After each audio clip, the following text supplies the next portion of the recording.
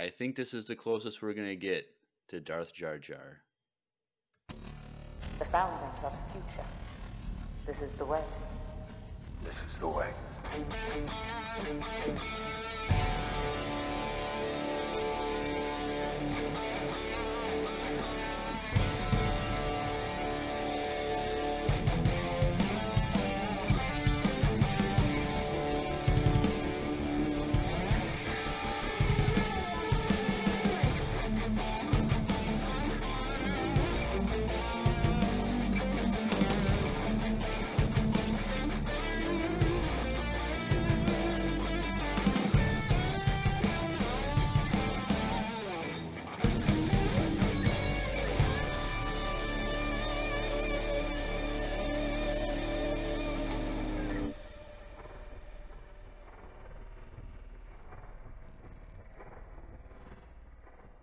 Hey everyone, welcome back to another Mando-tastic episode of Empire Radio. I'm Jeremiah. I'm Drew.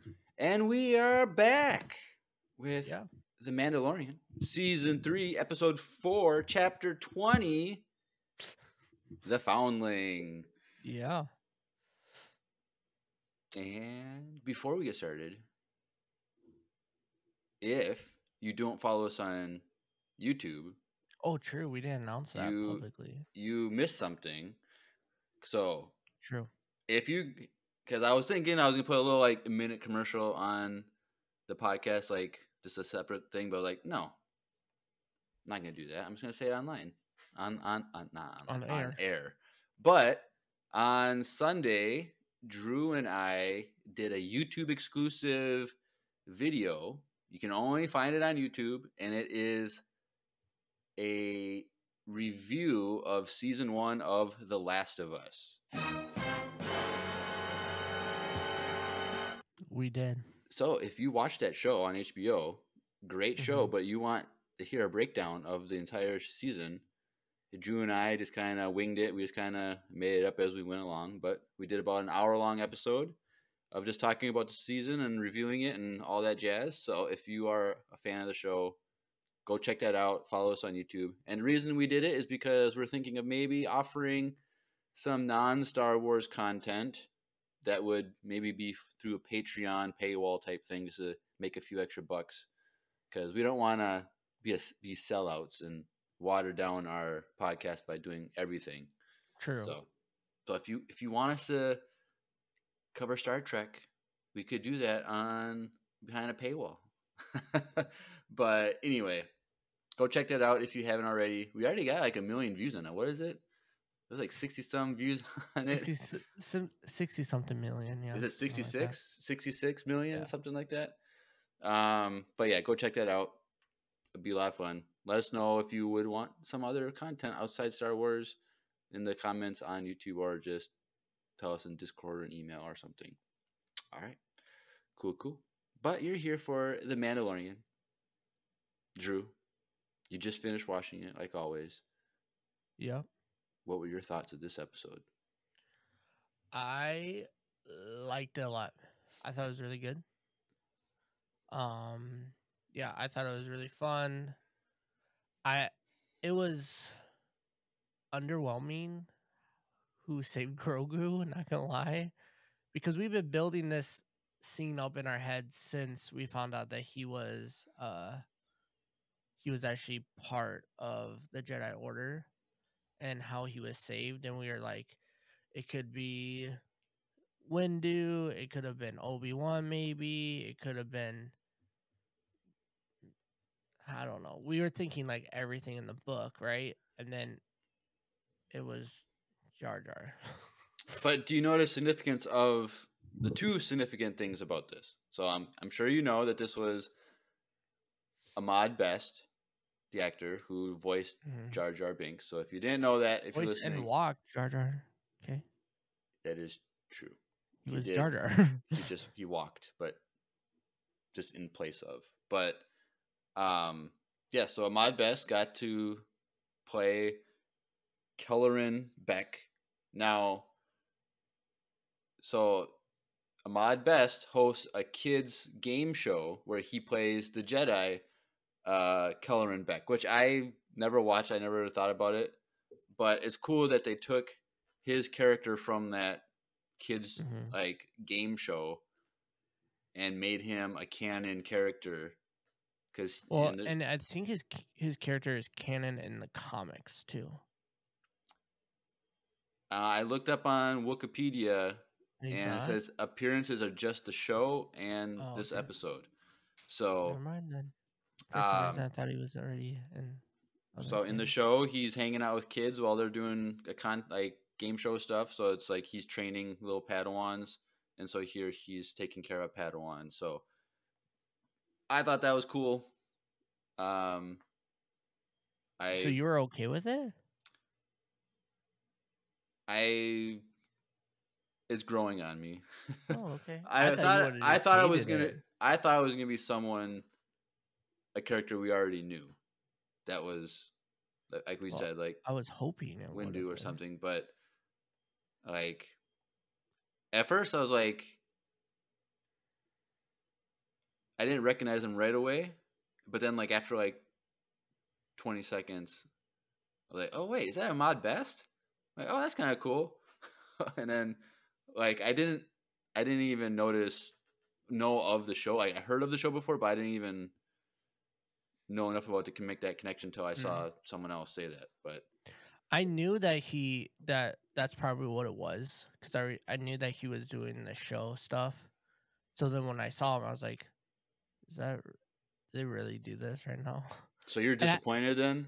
I was disappointed because I thought it was Miss Windu. Like when he opened the door, it was like, huh? But then I also kind of was spoiled by this too. Why? Because a bunch of people that we follow on our Instagram were posting pictures of Jar Jar today. And I'm like, okay. And then there was pictures of Ahmad Best like in their stories and stuff. And I was like, I hope this is That's wrong. why you don't look at that stuff at all. I hope this isn't real. And it was. So I don't know. I don't mind. I guess I don't care. But I think it's all like, I just wanted it to be Mace Windu, and that way Mace Windu's saved, and then we can get him in other content potentially later. I don't know. I think it sets up something for him because he's alive at the end when he rescues Grogu. So, for Ahmad Best, yeah, for sure. So like that character could be in something moving forward that we see. Oh yeah, I think we'll probably see him at some point. Now this was kind of funny because when I first saw the door open and saw him, like I thought it looked like Forrest Whitaker for a second, like a young Forrest Whitaker. I'm like, Saw Gerrera? Like I don't know. Like it was. I don't know. It was at first I thought it was supposed to be that it was Forrest Whitaker, just because it was like coming out of the shadows and you couldn't really see the face right away. And then it was like, okay, but like that would have been some crazy stuff. It was Saw Gerrera. I would have but that wouldn't have made any but sense. Other than that, what were your thoughts on the episode? Other than that, I thought the episode was really good. I think I like where they're going with like the armor and the heavy Mandalorian. Like he owes him, but he doesn't at the same time. But like the respect between those two characters kind of got wiped, which I think could, like, I like that. That's how they squash that beef between Mando and the heavy Mandalorian. I don't think he had a lot of beef. I think we were talking about how he's like not really following the Mandalorian way because he's mad at Bo-Katan. Like his problems, like in that episode where Bo-Katan gets redeemed and he's in the distance, kind of like frowning, like.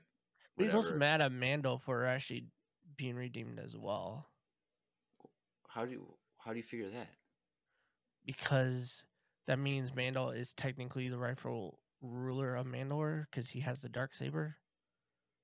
And of them, technically. But that doesn't mean he's mad at him. It doesn't mean he likes them either. I don't think but you said a beef. I don't think he has It feels like a beef. Okay. Now it doesn't though. That's what I'm saying. Like Mando I saved never his got. kid, I and so never. now it's like I think he was mad at Mando because he became apostate, and so that's why he was mad. But then once he's redeemed, he was fine with it. But he they was also mad that. fought, remember? And he lost. But that wasn't a beef though. That was just I want to challenge you. Yeah, I guess. I don't know. He's always just seemed a little. Because like in the first like season, yeah, when Yeah. but after they had their moment, like Armor stepped in and was like, the best guard has returned, like this is the way, blah blah, and they kind of like settled, and then like when he came to rescue, like their beef was gone. That's true. And then The flying thing when he was like, I need one of those. Yeah, and then like he challenges Din in the Book of Boba Fett for the saber and loses. Mm-hmm. But like I don't think there was any beef there other than like his own arrogance of like I'm House Vizsla, that belongs to me. Like I don't think he was like mad at Mando for having it. He just challenged him and lost. Mm. And then he was mad that he took off his helmet. Makes sense. And then, but he was mad that Bo-Katan was redeemed because she's kind of been portrayed as the worst of the Mandalorians. And so, which I still think that was redeemed as well in his mind because she was the one that was leading that party. Right. And they actually got it. So it worked. It all worked Did out. you think it was kind of weird that they saved the baby dragon? Well, we'll talk about that because I was like, animals can be foundlings, but I'm excited because they're gonna all fly dragons. They're gonna fly dragons, and this is gonna be so cool. Dude, like in the middle of it, I was like, they need to leave this planet because this wasn't the first time that someone got eaten. Right, and like but that's everything of water is like dangerous. But like that's why they're on this planet because no one's gonna go there. No one wants to be there. But no one survives. I'm saying find a safer spot. And also, Will in the chat, how to train your dragon? Yeah, this is literally what this show is becoming. But like, literally the same kid. Dude, that kid has horrible luck. Like, horrible keep luck. him inside the cave at all times. For real, dude. Don't let him out because like he got attacked twice. And I'm like, oh, also, did you know that the actor for him is the actor who played the kid Tusken Raider in Book of Boba Fett? Oh, I saw that. Yeah. That's cool. That's cool. So, I guess when you have your face covered, you can do as many roles as you want. So, that's exciting. But, yeah, I like the episode.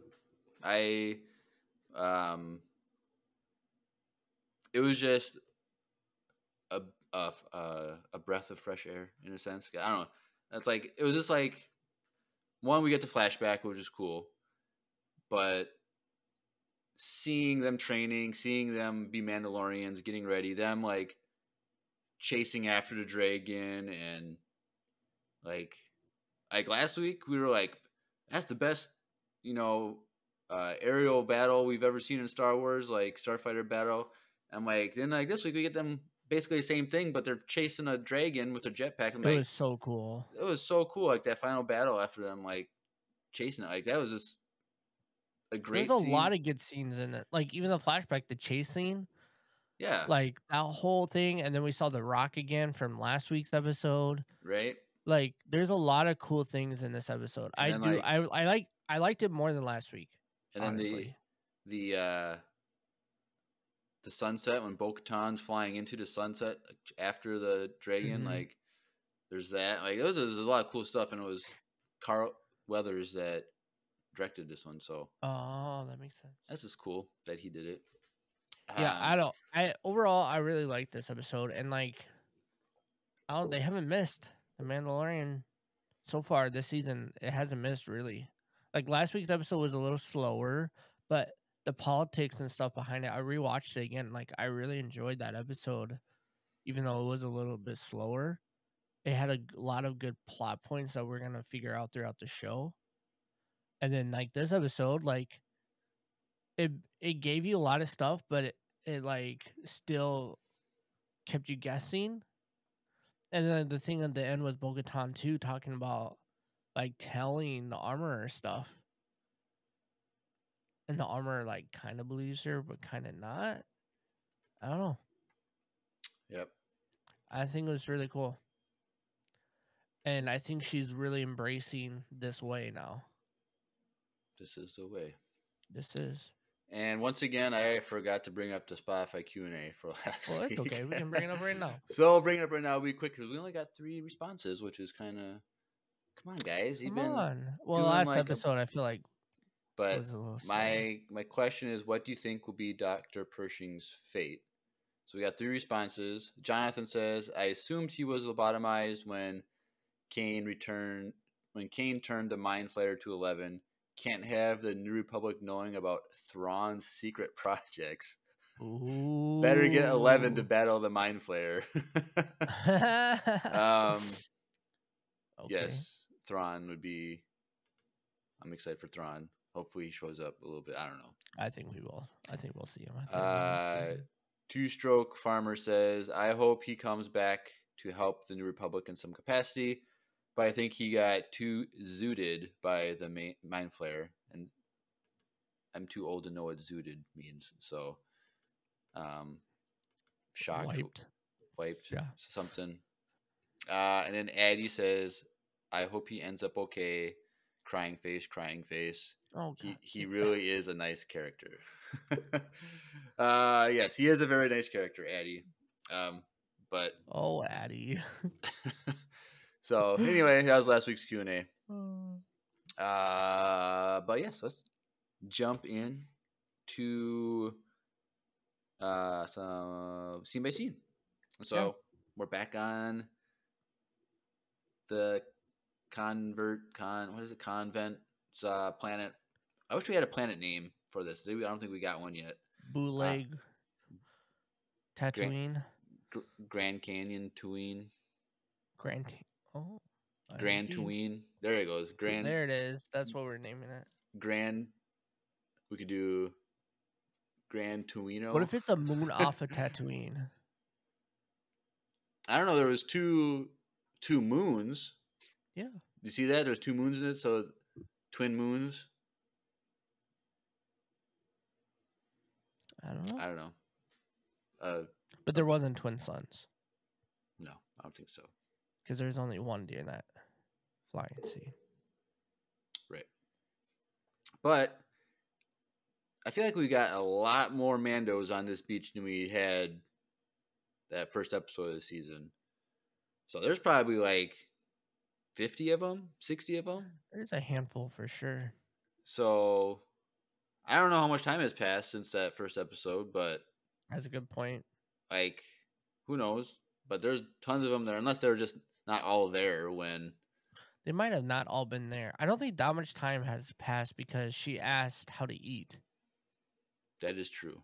But so I don't think it's been that long. Maybe it's just been a day. Well, that might... Well, from last episode to this one might be a day, but from last episode to the first episode, I don't know. Yeah, I don't know how long it's been, but they're all practicing all the different fighting styles and stuff like that. I love that they're just shooting the water.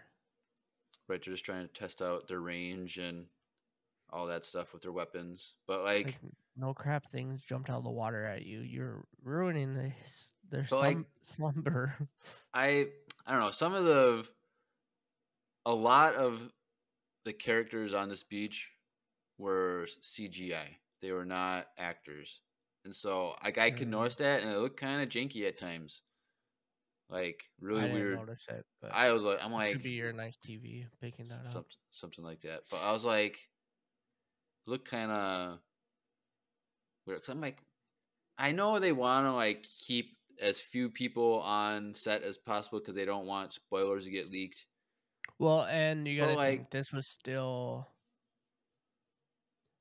not. It was filmed last year. I guess so. Like, but COVID restriction might have still been a little bit. I don't know, but like they could have like had real people and then like film them do stuff and then just put them in on the beach, and it would probably look fine.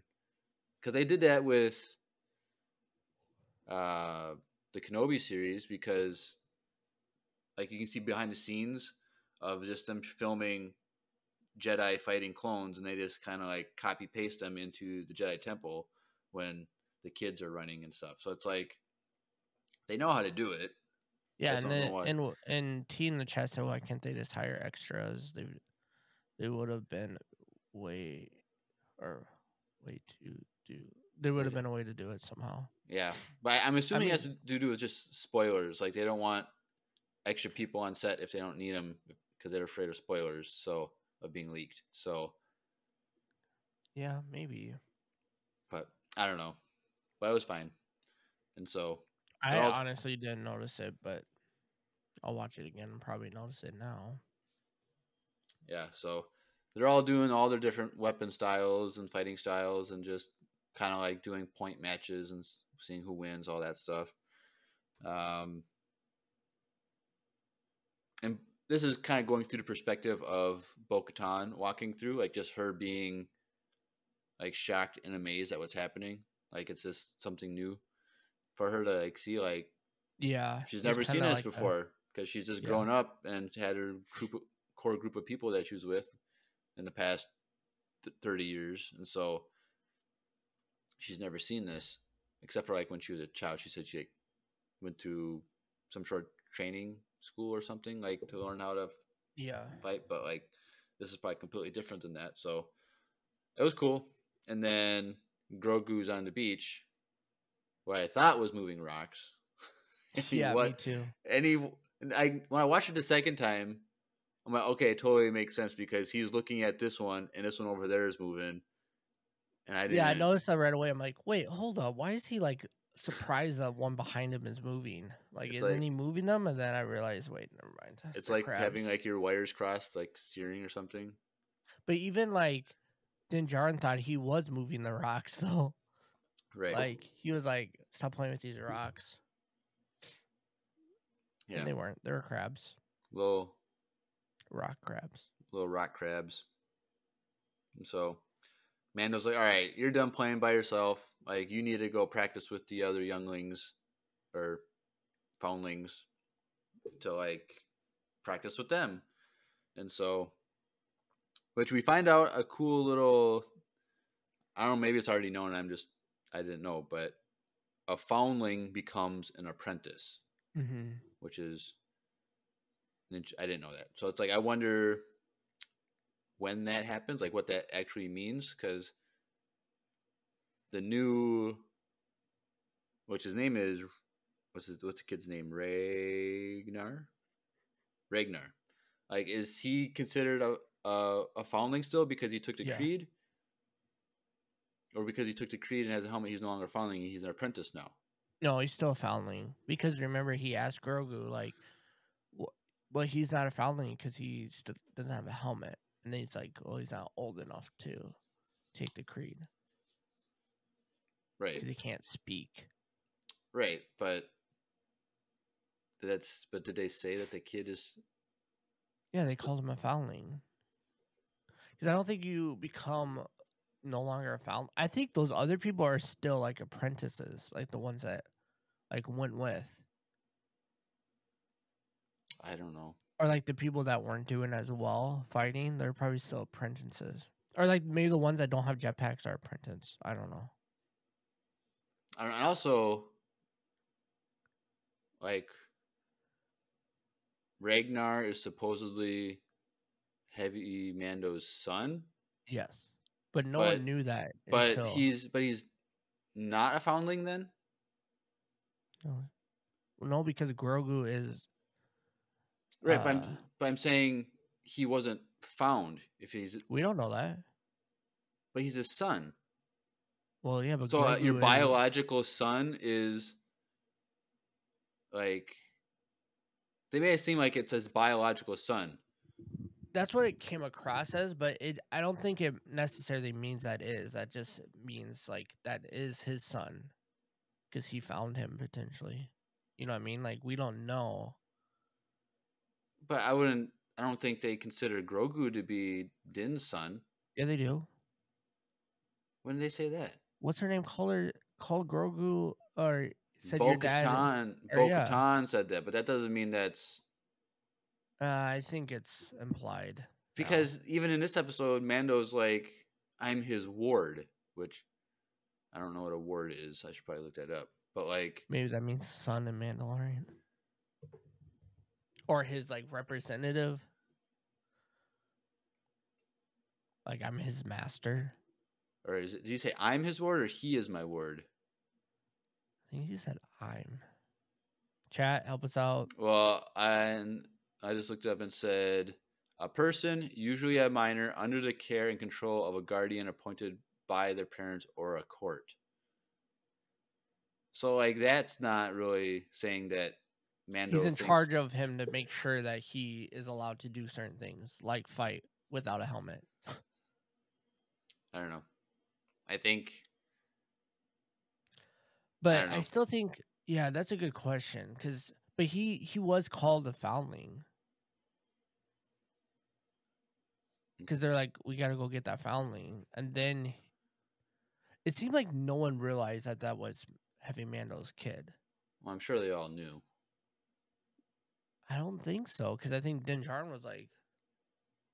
Well, Din like maybe Din and Bo-Katan didn't know. So right, my that's thing why is, I said it. But like, my question also is that the armorer's kid? No, because for a while it was just those two. First of all, it hasn't been like 15 years, like however old that kid is. Like, true, but where has this kid been for the last 15 years? That's my question. When it was just those two, and that I think that's like the thing that kind of puts this into question, is because for a while he even said it's just us two in the Book of Boba. Right.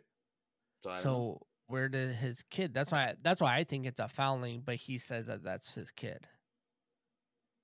Like it's a foundling, but he grew up. He found that kid. Maybe. You know what I mean? Like I don't know. I know what you're saying. Yeah. But I don't know. I'm kind of if not, it's Armor's kid. Oh my gosh! Whatever. But anyway. Even though she didn't really care to go get him, so maybe not. What do you mean? It's like if it was her kid, she'd probably be on that ship too, trying to get it. You know what I mean? Or she's not responsible for that, because like she's the only person who knows how to forge armor, so that's true. She shouldn't be risking. She's at high risk. Like if she's dead, who's gonna? What do you got? Oh, they're all screwed. Paz Vizsla's gonna like make a. She needs to start training people how to. Right. Yeah. Which she should be doing that with some of the kids. Like exactly. I thought she was gonna do that with Grogu when she brought him in there. That might be all he can do. He's too small. Like he can't be a warrior unless he's like using the Force. But I don't know. So anyway, training time. Grogu has to fight Ragnar, and they use training darts, which is the little wrist rocket dart things that a lot of Mandos have. And the rules didn't make sense in this match, but like whatever. But they have paintballs in these darts. First person to get 3 hits wins, or the most hits at the end of 3 rounds, or whatever it was. No, I think it was. He said 3 hits wins. Well, he said they had 3 shots each. But 1 round, whoever has the most points wins. So it could have been, they could have just missed with each tune in, one person hits one, and it's just with 1 point. But it didn't make sense because it looked like it was, all right, you get 1 face off, whoever gets the point, then the next face off, and then the third. But like, just shoot all 3 and then. But then the third round, it was just Grogu shot all 3 of them, which why didn't the first kid do that? Yeah, I know. Maybe it's cocky. But anyway, yeah, Grogu, he gets encouraged by Din, and he just jumps over Ragnar and jumps back, which I felt like it would have been way cooler if he stopped one of the shots with the Force and then shot him 3 times. Like, that would have been way cooler than just a jump. Like, who cares Yeah, about or he pulled the kid. I was like, doing a watch party or whatever. I was talking to this guy, like, is he gonna like just force choke him? Oh, he It's should have like boom. force choked him, and then the first thing Grogu says is, "Do you yield?" That would have been funny. That would have been dope. Jeremiah would have liked Grogu at that point. Yeah. But Grogu wins. Blah blah blah. Ragnar, he goes off to go pout, and a giant dragon bat monster comes and takes him. What does what did Heavy Mando say though? Right after that, After Grogu won. Was he even there? He watched it and he said something to the armorer that was like, Oh no, because Ragnar said like he can't even speak, so he can't do the creed or whatever. And Mando's like, only when you know should you speak. And then Heavy Mando repeats what his son said, or what Mando said. Only those who know speak. Which I don't know why he said that. Didn't mean yeah. was kind of confused, meaning like, I'm going to keep my mouth shut. I don't know if you meant it like that, like whatever. Or like he knows he just doesn't want to say it. Like, I don't know. I don't know. I was a little confused by that. But anyway, the kid gets taken. And I'm like, dang, this kid has bad luck. Straight up. But they said don't shoot him because he'll get eaten. Right. And so they take off with their what? I just think it's weird. Why? He's gonna get eaten anyways. Like, well, yeah, but not right now. There's either you can kill him now by shooting or possibly rescue him. That's your choices. But like, and it's not the first time interacting with it, so they know how it acts, which we learn later. But anyway, 4 of them go off with their jetpacks, and they're chasing this thing through the canyons, which is really cool. But one by one, they start losing fuel in their jetpacks, which I've always wondered. Like, we never see them run out of fuel. I'm like, how do they not ever run out? And so I'm assuming it was not just the 30 seconds that we saw. I feel like it was a lot longer. No, it was a while. And they just cut the jump like minutes ahead and stuff for each scene. But like, they all run out of fuel, and they say it always gets away because we always run out of fuel, which I guess. So that happens, but then Bo-Katan in her gauntlet goes after. Like, good thing Bo-Katan is there. She's getting it done. She has a ship and chases after it. And this, like we mentioned earlier, they're flying the dragon and the gauntlet are going into the sunset, and it just looks pretty cool. Yep, it was great. And so she goes after him, and she comes back and like, I found where it lives, where its lair is, and they put together a hunting party.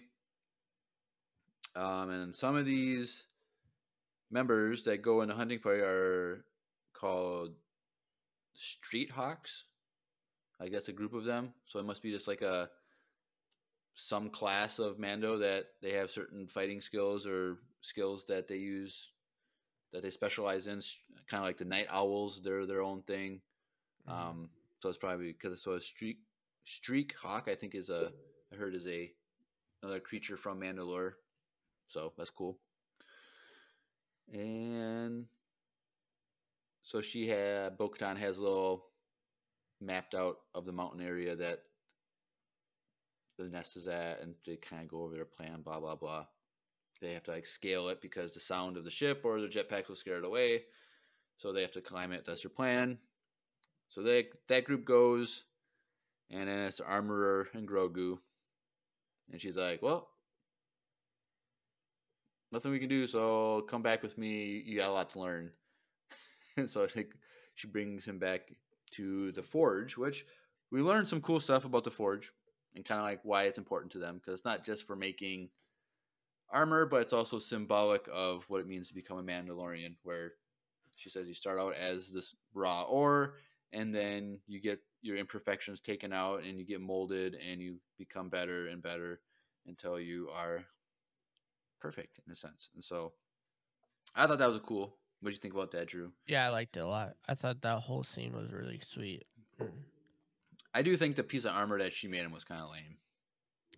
Well, yeah, because for it's sure. It's just like called a rondelle, is what she called it, and it's just like, I don't know. I thought it was kind of.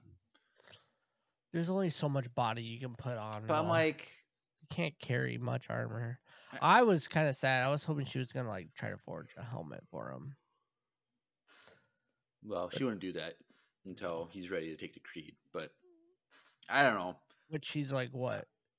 If it's 2 years, she's 57, and he still can't talk. So it's gonna be a while. Well, around 50, so he's probably 52. Come on, he's not that old. Come on. I thought they said he was 55 in the first one. No, they said when Mando was searching, he's like around 50. So it could be 55, okay. But the around 50 makes it the same age as Anakin. So that's why people have a lot of theories about that. But I think it's just this piece of this rondelle is just lame. Like, yeah, it's a big circle plate covering his chest. I'm like, and then what's the chainmail stuff for then? If that's not supposed to protect him, like it is. This is extra protection. I was like, I don't know. So when he gets shot with the 2 bullets again, it doesn't hurt him. I don't know. I think it's kind of lame. But yeah, I don't know. Who am I? I'm not the armorer. I don't know all the intricacies of Mandalorian history and creeds and all that. She did put his thing on him, so that was cool. What thing? His signet. Oh, the Mudhorn? Yeah. The Mudhorn signet is really sweet, actually. I like it. You can get a tattoo of that on your arm like Mando? No. No? Oh. Why not? You're a tattoo guy. How many tattoos do you have? 4. 4, and you don't want to get any more? No, I want to get my whole arm done. You don't want to get a Mudhorn on your... That's not really... What is it? Is this tricep? Is that what this muscle is? Is that tricep? What is this? I don't know. Yeah. Or is that on the back of your arm? I don't know. But you should get a Mudhorn. That would be cool. I'd rather get a... Mythosaur? Yeah. People would know what that would mean more. That'd be... I don't know. I do want a sleeve of, like, Star Wars stuff, though. Get a New Hope poster, like, just around your whole arm. Yeah. That'd be kind of lame. Or you could just get a Mandalorian helmet tattooed over your face. And just have a face tattoo of like... You would be so mad at me if I had a face tattoo like that. I would laugh at you. I'm like, good luck getting a job. Well, where I currently work, they'd probably still keep me, so I would be fine. It's just if I ever want to leave. And where do you currently work? Well, I don't, but... What do you do? I make coffee for... Make coffee? Yeah. For who do you make coffee for, Drew? For Wesley Andrews Coffee and Tea. Wesley Andrews. Oh, that's a coincidence because they happen to be our sponsor for today's episode. So if you like some really good coffee and or tea, check out a word from Wesley Andrews Coffee and Tea. Hey everyone, Andrew here. I'm pleased to tell you that the sponsor of today's episode is Wesley Andrews Coffee and Tea. If you don't know anything about Wesley Andrews, you definitely should. They're an award-winning coffee roaster and shop in Minneapolis, Minnesota, and they make fantastic coffee. The awesome thing is that whether you live in the Twin Cities or not, you can get their coffee beans delivered straight to your door by ordering them online. They even have a subscription service that ensures you never run out of amazing coffee. If you've been looking for some new coffee to try or a way to elevate your normal coffee routine, now's your chance. Head over to wesleyandrews.cc, use the code EMPIRERADIO, that's with a capital E and a capital R with no space at checkout, to get 15% off your first purchase of any bags of coffee or a coffee subscription. I can't think of a better deal. Get 15% off some great coffee, support a small business, and support your favorite Star Wars podcast. In the words of Emperor Palpatine, do it.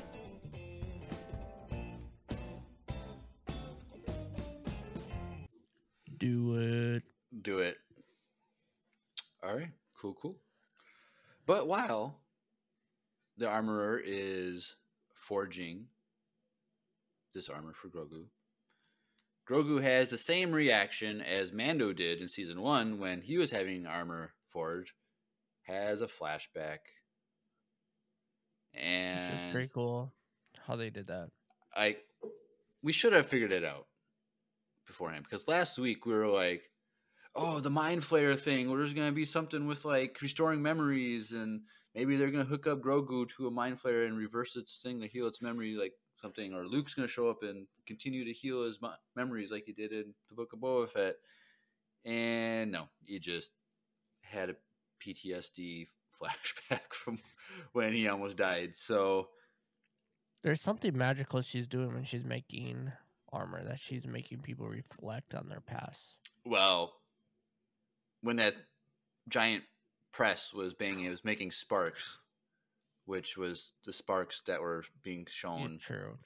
Which has to, so that's what it was. But like, yes, I'm like, all right, we got these 4 Jedi protecting baby Grogu, and they did use de-age technology on Grogu to make him look a little smaller and younger, and clones look so good in live action. Mm-hmm. I just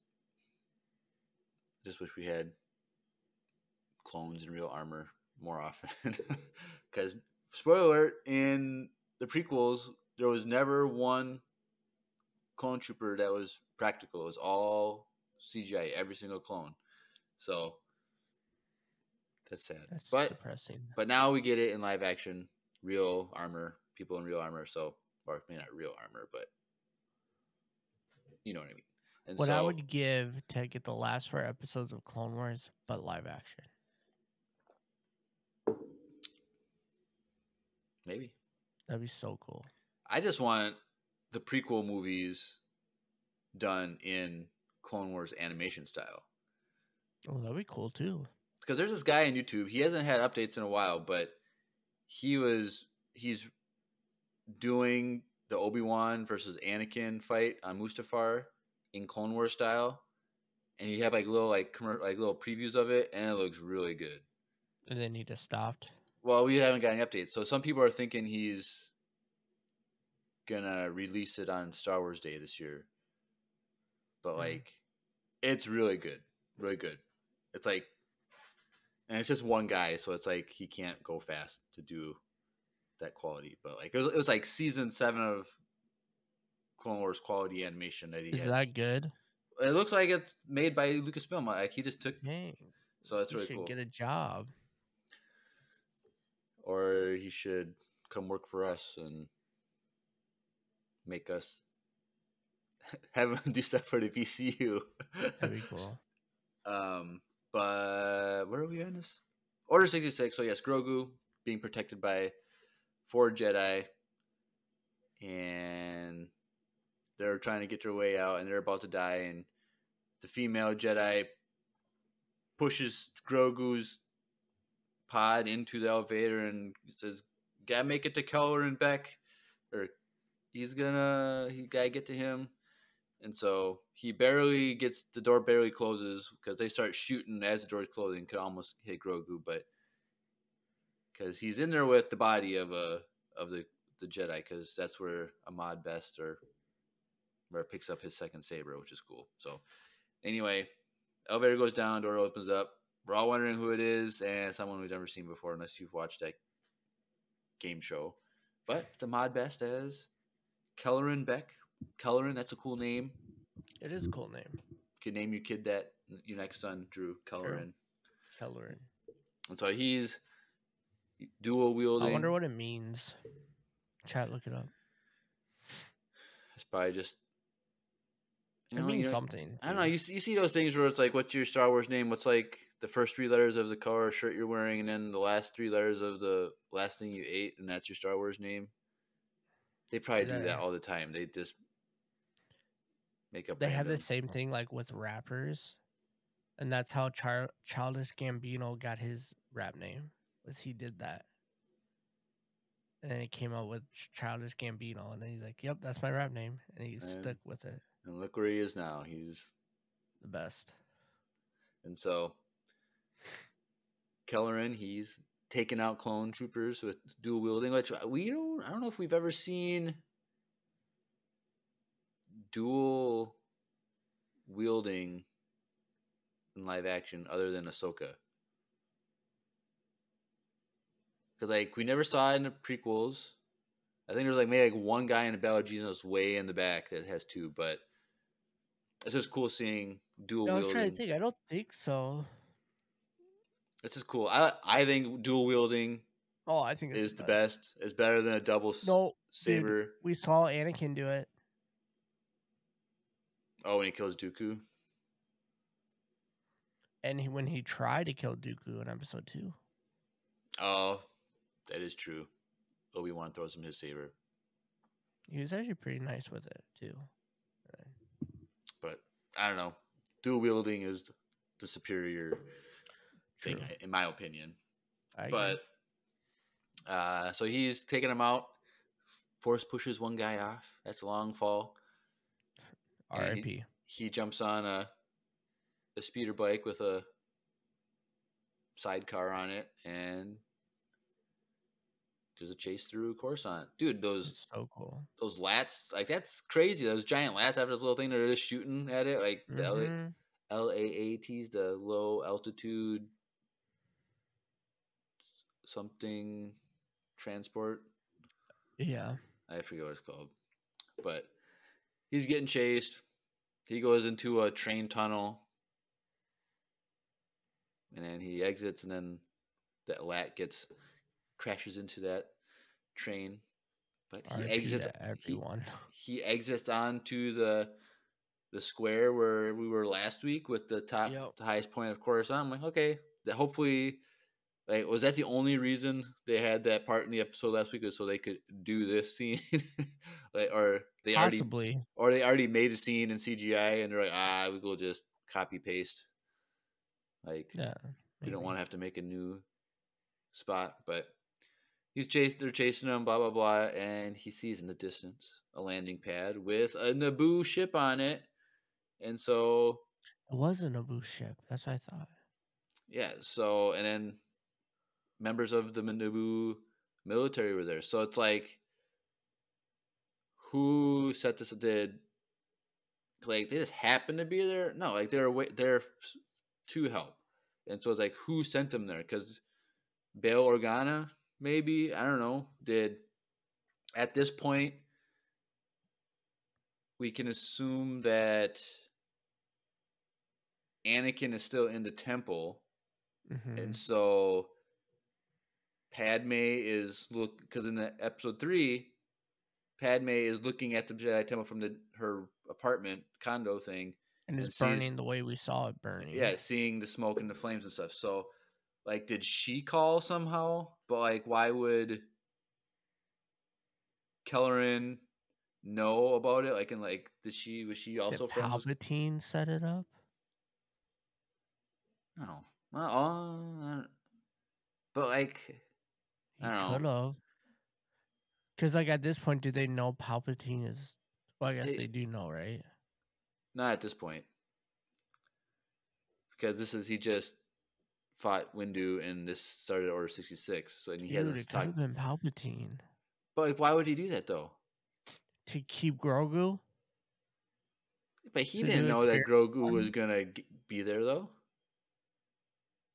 Well, my thing is, like, I don't know, bro. It had to been either Padme or Bail Organa, because Bail Organa... He's not from Naboo, though. But he's still a good guy. Well, yeah, but... I don't know.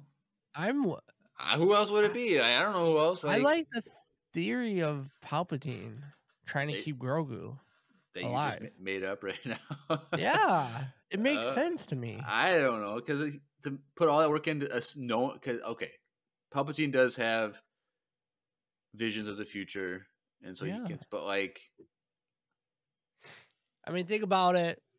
Am I onto something? No, you're not.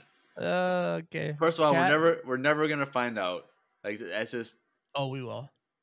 I don't think we're ever gonna find out how that happened, unless we have C. Colorin again. But like, No, Grogu Like- has to get more armor,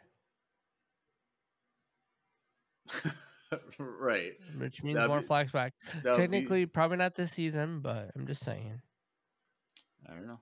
More armor means more flashbacks. Well, the thing is, if he learns how to speak this season, which we heard, the rumor is that he's going to say his first word. So maybe at the end of the season, he's going to be able to say some lines. And Reset what is the his- creed? what is his voice going to be like? Is it going to be like some baby voice? Probably. Gosh. It's me like it's Miles. I didn't Yeah. tell you, but Miles is actually Grogu's voice right now. You better be getting paid a lot, and we better be.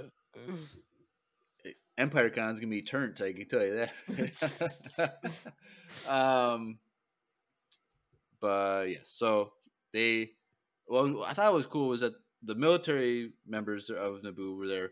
They stay there and let Kelleran and Grogu leave on their own. Like, why didn't they at least try and like go up the ramp with them, protecting? Like, but they went somewhere. And I was like, where did he go? How did Grogu end up alone? Like, there's literally 35 or 30 years between Order 66 and when he's found. So it's like, what happened? Yeah. Clearly, Kelleran probably died at some point, and that's why he doesn't have Grogu, or why Grogu is alone. I doubt that he's just going, all right, you're on your own, kid. I'm not a Mandalorian, so I don't have to take care of you. Like, you're not a foundling to me. So, like, Yeah. it just adds more questions.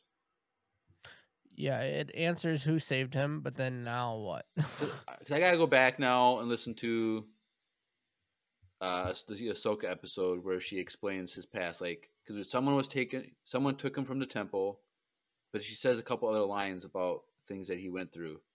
Like, I don't know. So I gotta go back and watch that to see what was said. But yeah, so they go through hyperspace, and while Grogu's looking at the hyperspace, you hear the banging of the armor, and he kind of snaps out of it and wakes up, and that's when she gives the Rondell armor plate. So yeah. Yeah. Well, Drew, we have some breaking news. Oh, really? We have some exciting breaking news. Heard it here first, folks. We got a message from Lucy.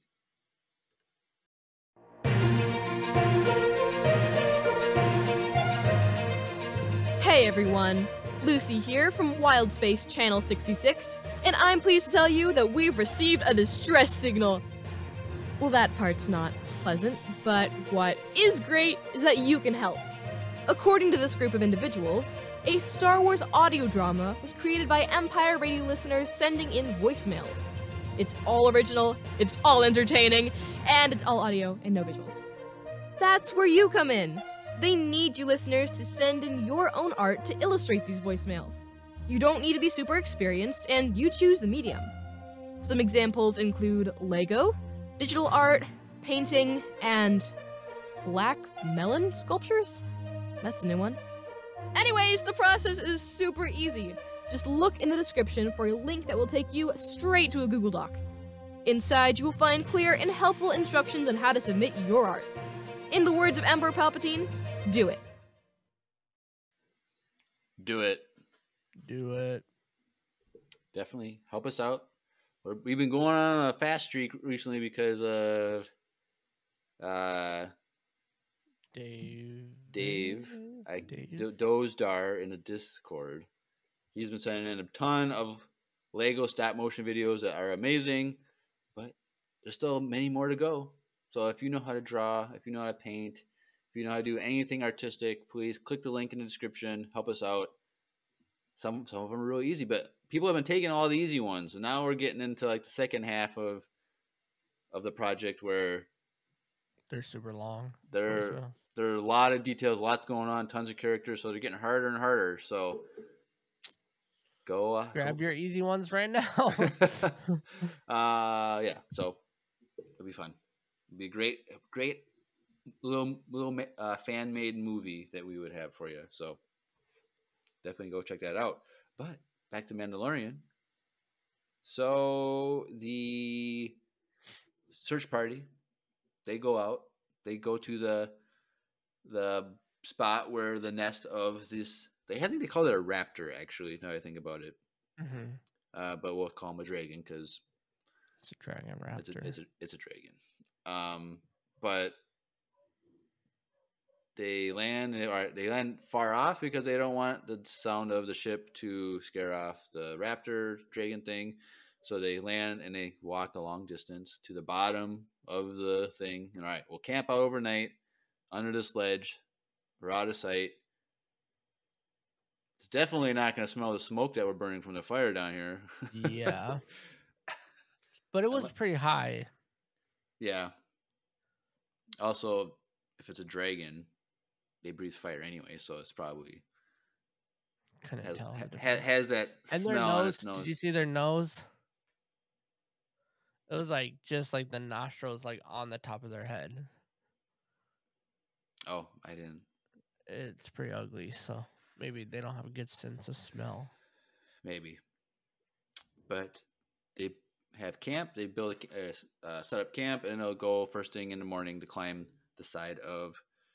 I don't know. You can't call it a mountain because it's like a cliffing. I don't know what. It reminded me of Free Solo though when they're climbing it. You ever watch that? No. You should watch it. It's a good documentary. It's also kind of scary. Is that the one? Is that when they climb with no ropes? It's when the guy climbs. What's the name of the cliff? The Dawn Wall, and he climbs it without a rope. You don't want to pick up that hobby, Drew? Bro, I get scared of. Not scared, but don't like. Would you go up on the roof of your house? Sure. Okay. But like, I don't choose to like climb. I don't even like mountain climbing really. Like, I don't know. I don't really see the enjoyment out of that. Did you ever see the videos of like the dogs that climb up the ladder when like an owner is like, and the dog is just like on the roof? Like, how do you get the dog down? Yeah. Like, how do you I was watching this like reel on YouTube, and it was like this guy, he works on like the roof, and his like pit bull just climbed the ladder and got on the roof with him. And then the guy's like, all right, let's get down. The dog just literally climbed down the ladder face first. I was like, what face the first? Heck? Face like just went straight back down. I was like, what the heck? Meanwhile, my dog can barely walk. Yeah. But yes. So they're at camp at night, and they hand out meal kits, rations, or whatever.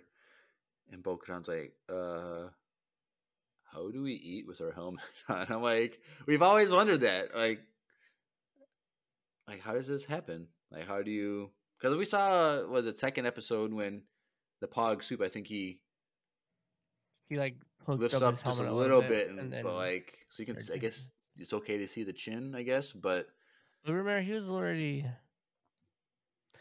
he almost took off his helmet when the girl, like, I get at the Pog Soup, yeah. But either way, he wasn't redeemed yet at that point. But he did like something I remember with in like the earlier seasons too. Before he took off his helmet, he was drinking something. Maybe. But either way, he wasn't as loyal as he is now.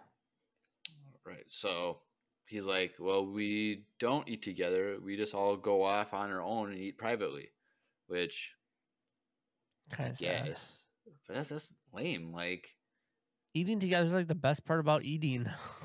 And so it's like, I wonder if they have a lot of food that they can just like eat through a straw, like baby food, where they can just like Probably pouches. But like, so they all start getting up to move, and then as Bo-Katan's walking away, Paz Vizsla, Heavy Mando, is like, because you are the leader of the war party, you have the honor of staying with the fire. And so, that was like a very honorable moment there for him, showing honor to him, like, because like he's like,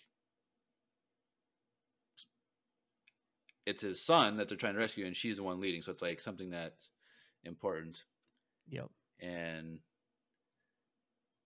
so that's cool. So she felt honored by that, and so she got to sit at the fire, and she took off her helmet, and it's just like, huh, interesting. So there's that. And so then they wake up in the morning and they start scaling. They're shooting their lines up, climbing up, all that jazz. And your live stream cut out again. But it's kind of scary. Like they don't know what they're doing. Like I feel like Bo-Katan's the only one that knows how to climb, because she said she had training in that. And so they're going up little by little, shooting their line up, pulling themselves up. They're not like Batman, where they can just like rappel up. Like they have to like climb themselves up. So that was a cool scene, I guess. And then you can see the top of the thing where there's a nest. They climb up on the nest, and there's nothing there. Yep. Classic going to a nest scene where there's nothing there that they can see. But you did see a Mando helmet, because we learned that he's taken other Mandalorians before. So there's a helmet there, and like nobody's here. But Mando's like, "Oh, let me do a heat scan." So he does a heat scan, sees something under the brush. All right, there's a heat signature, and this is kind of where Paz Vizsla starts freaking out, panicking. Like, I gotta go. He's my son. And 3 giant dragon chicks wake up and start freaking out. And then Mama Dragon comes. And did he try to hide himself under sticks? Yeah, there's a part where he takes stuff and he covers himself. He's trying to like, oh, maybe the mama won't see me. Is that what he did? For some reason, I thought like the sticks grabbed him. I don't know. It was weird. I was like, what?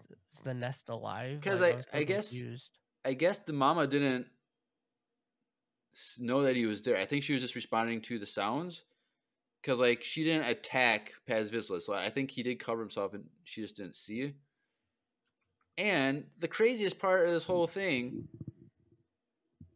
is she regurgitated the kid alive.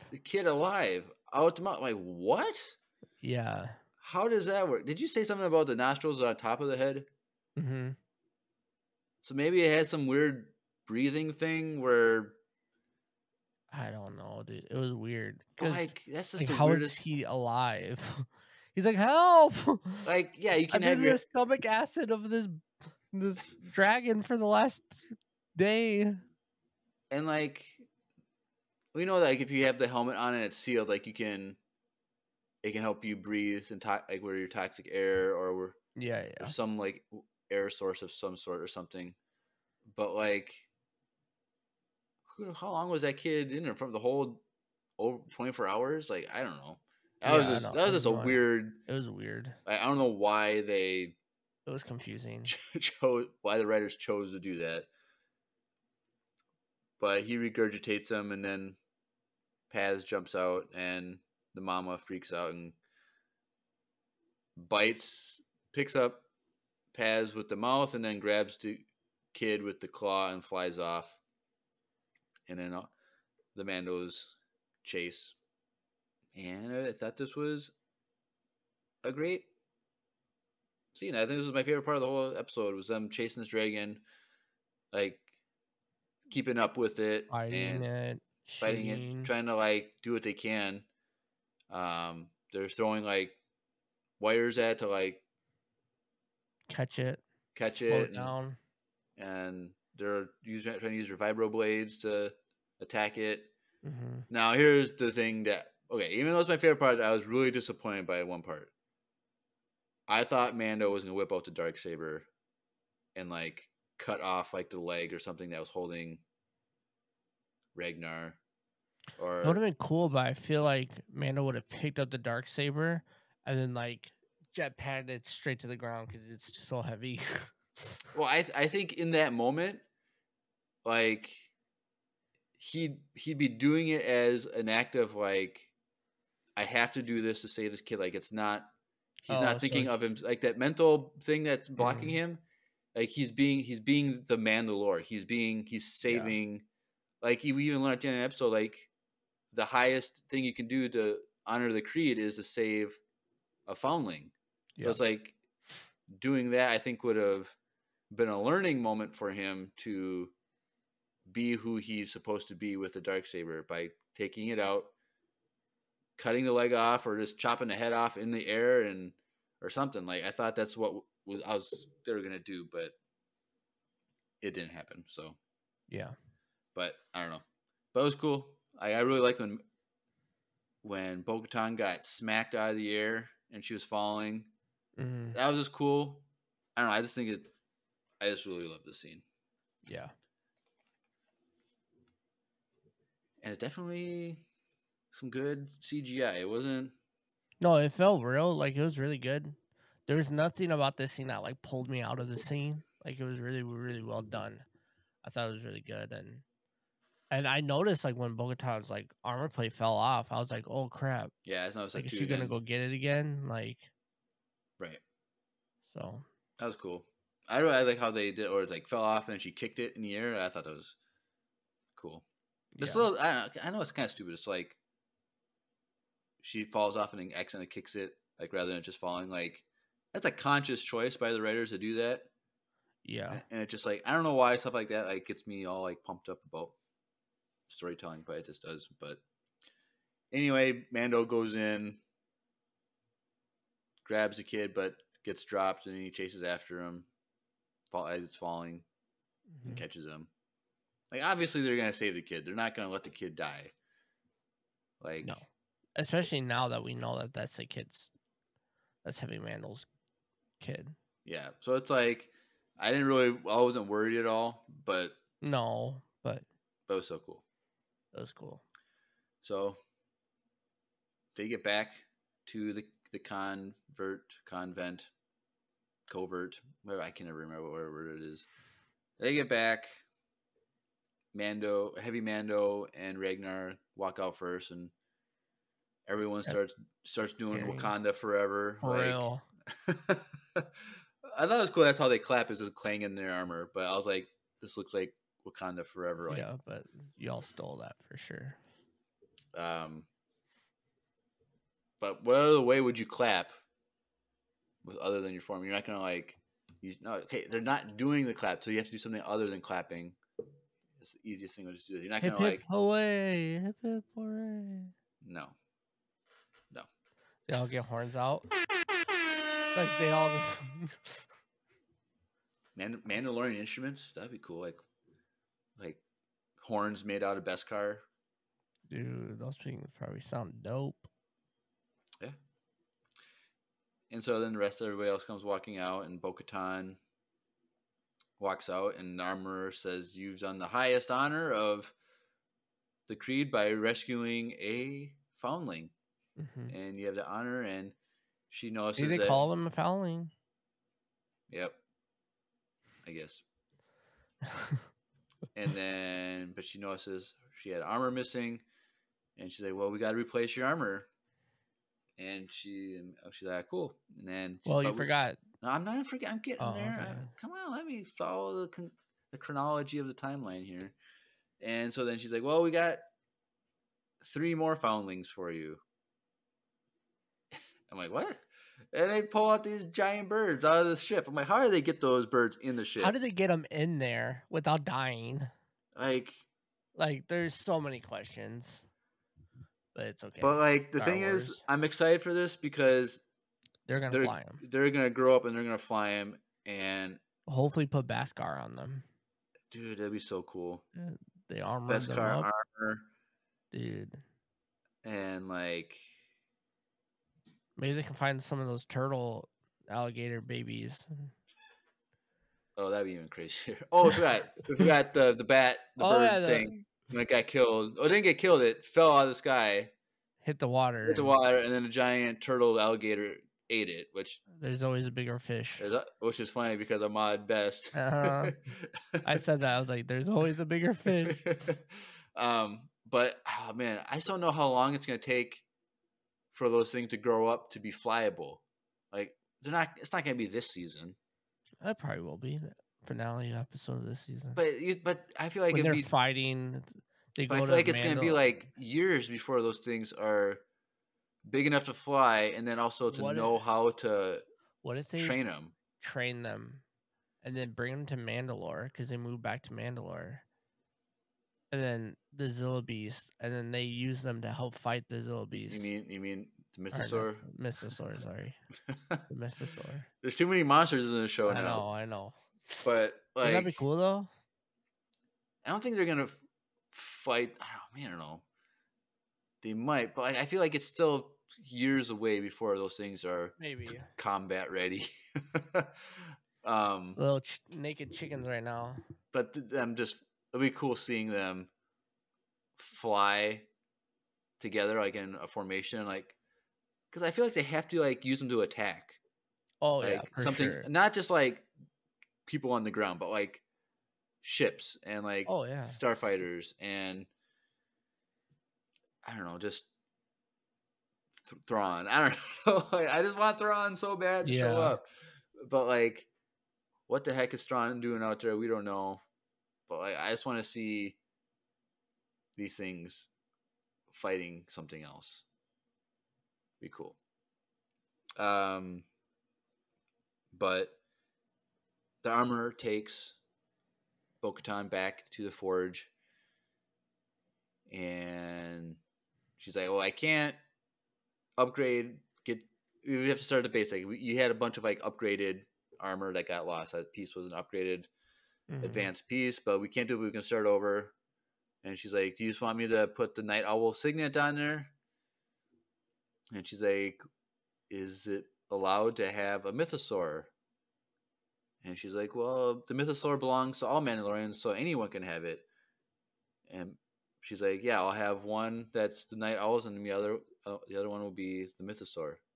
Right, cool. And then as she's finishing up, she's like, "What if I saw one?" And Armor's like, "What? What do you mean?"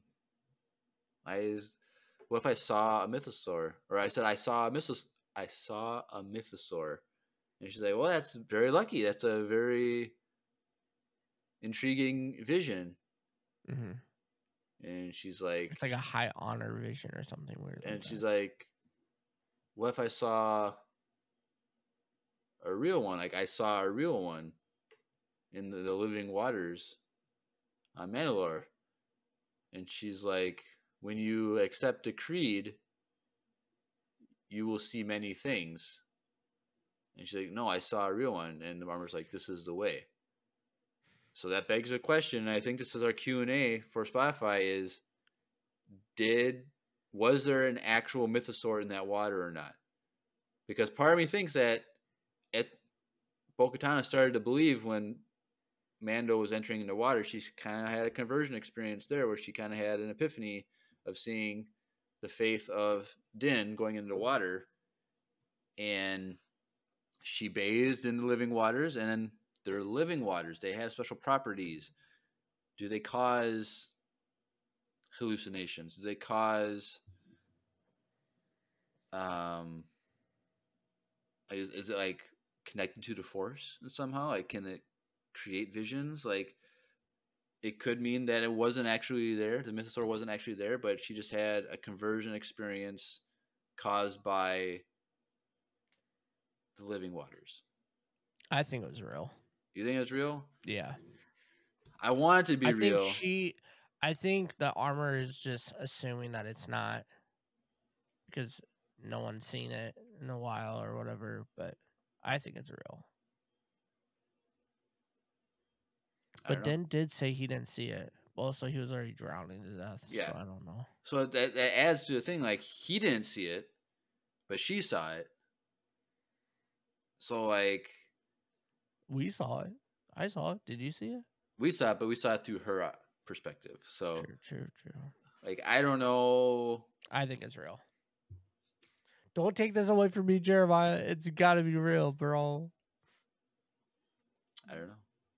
You're going down a path I don't want to follow. I have doubts, and I think it would be, or maybe like there is actually a mythosaur down there, and she didn't actually see the mythosaur, but the living waters still gave the vision. But I don't know. I'm not a believer anymore. I'm losing my faith in this mythosaur thing. I don't know though. I hope it's real. But we're now halfway done with season 3. There's only 8 episodes, Drew. We're halfway done. Yeah, that's sad. I just realized that. That's depressing. I'm like, where do we go now? Because we know there's the pirate stuff on Navarro. I think we're going Pirates next week. Pirates next week? Yeah. It's possible. I hope so. But like, I feel like we're not going to just jump into Navarro being invaded by pirates. There has to be a little buffer episode of something that's leading up to it. And so like maybe episode 6. I don't know. Because then we also were thinking like the finale would be the Navarro siege thing. I don't think so. I hope. Are we gonna go back to Mandalore at all? Is Bo-Katan gonna leave on her own and go to Mandalore again? Like, is she? I don't know. I have no theories moving forward. Like, are we gonna go I don't know. Dr. Pershing stuff again? Is that gonna come up anymore? I don't know.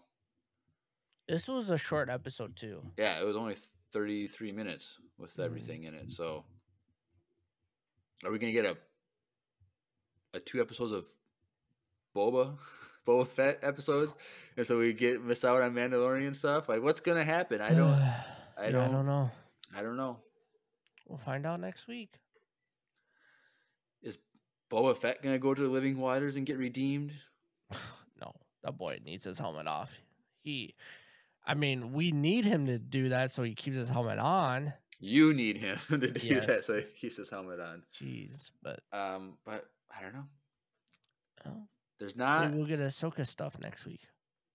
Maybe, I don't know. It's just weird. Like, I feel this season is a lot like the first season, where every episode, like, we don't know what to expect. Because like, which I like that. Like the first season, I remember if you go all the way back to the Mandalorian podcast days, the first 6 episodes, I'm like, they're not connected. I don't know why they're doing it's all random episodes, and then the last 2 episodes, it all tied it all together, and I had to apologize to Jon Favreau and Dave Filoni. I'm like, sorry guys, I should have had my faith in you. Yeah, and so I remember that. So maybe I gotta keep the faith that it's all gonna tie together, but so far I have no direction on what's gonna happen. So me either. I'm excited just to wait and see. I didn't really have anything for this episode either. Really, it's kind of, you just assume we're gonna get more Mandalorian stuff, and we did. So I don't know. I'm excited. Hopefully they're a lot longer than this one though.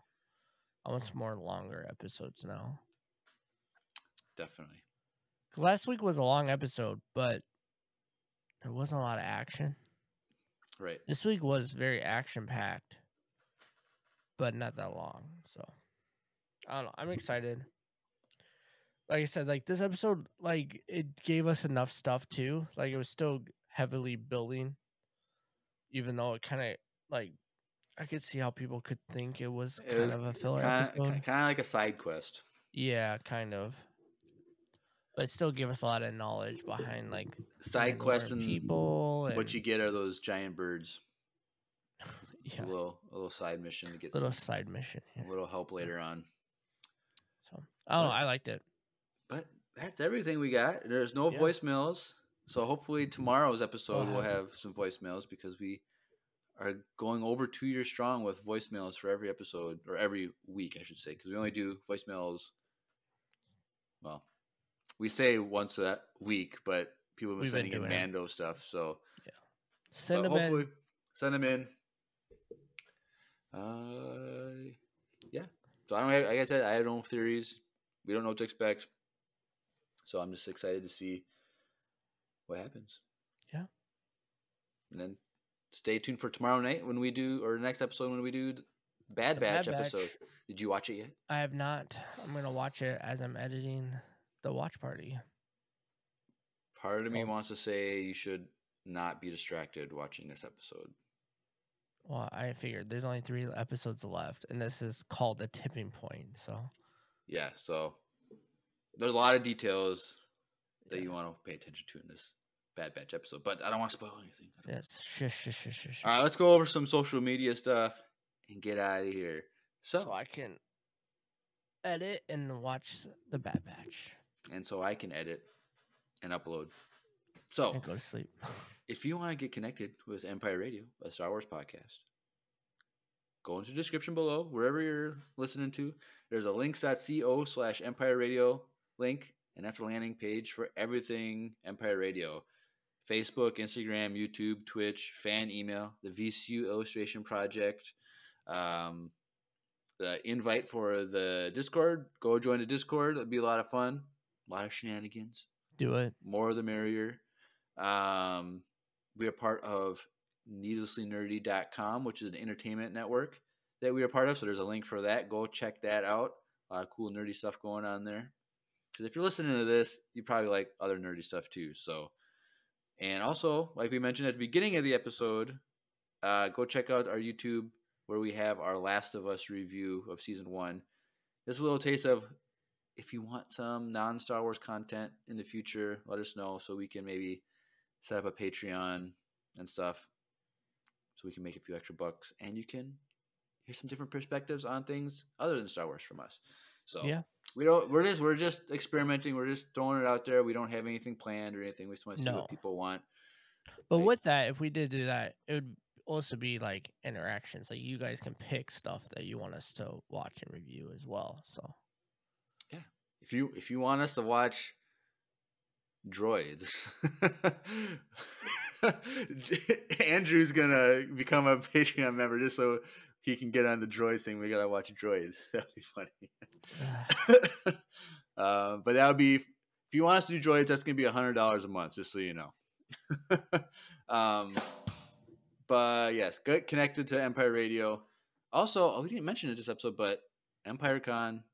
yes, If you want to sign up for EmpireCon in August, you gotta join the Discord because all the sign up is for there. So that's in August. It'll be a lot of fun. We're doing a lot of stuff, and go check it out. All right, Drew. Anything else? No, that should be it. All right, cool. Well, you've been listening to another Mandalorian-tastic episode of Empire Radio. I'm Jeremiah, I'm Drew. and may the Force be with you. Always.